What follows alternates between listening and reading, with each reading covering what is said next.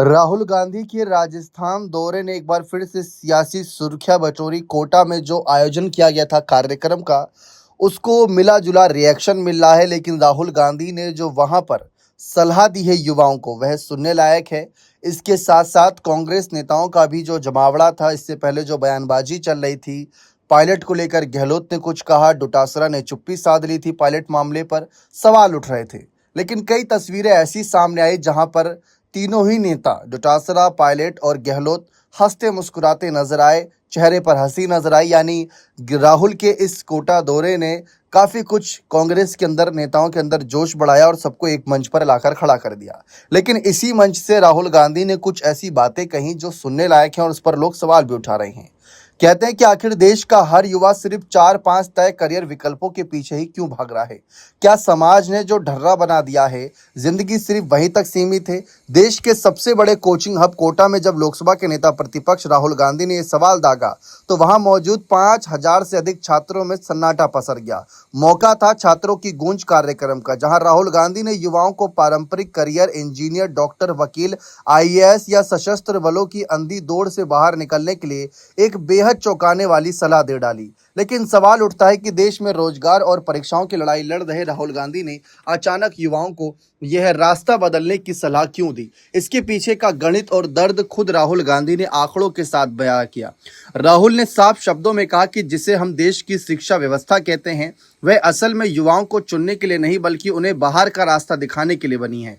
उन्होंने कहा कि भारतीय शिक्षा व्यवस्था एक रिजेक्शन सिस्टम बन चुकी है। ये एक ऐसी मशीन है जो युवाओं के सपनों को क्रश कर रही है और समाज में केवल तनाव, डिप्रेशन और त्रासदी को जन्म दे रही है।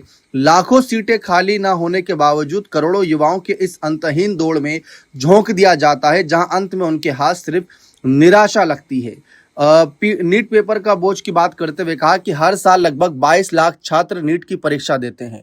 इनके परिवार कोचिंग, हॉस्टल और किताबों पर सालाना करीब 1,32,000 करोड़ रुपए खर्च करते हैं, और जो भारत सरकार के पूरे शिक्षा बजट के बराबर है। वहीं यदि इसमें यूपीएससी, एसएससी, रेलवे और जेईई को भी जोड़ दिया जाए, तो देश के परिवार हर साल 3.5 लाख करोड़ रुपए इस तैयारी में फूंक रहे हैं। ये रकम देश के 5 बड़े मंत्रालयों के कुल बजट के बराबर है।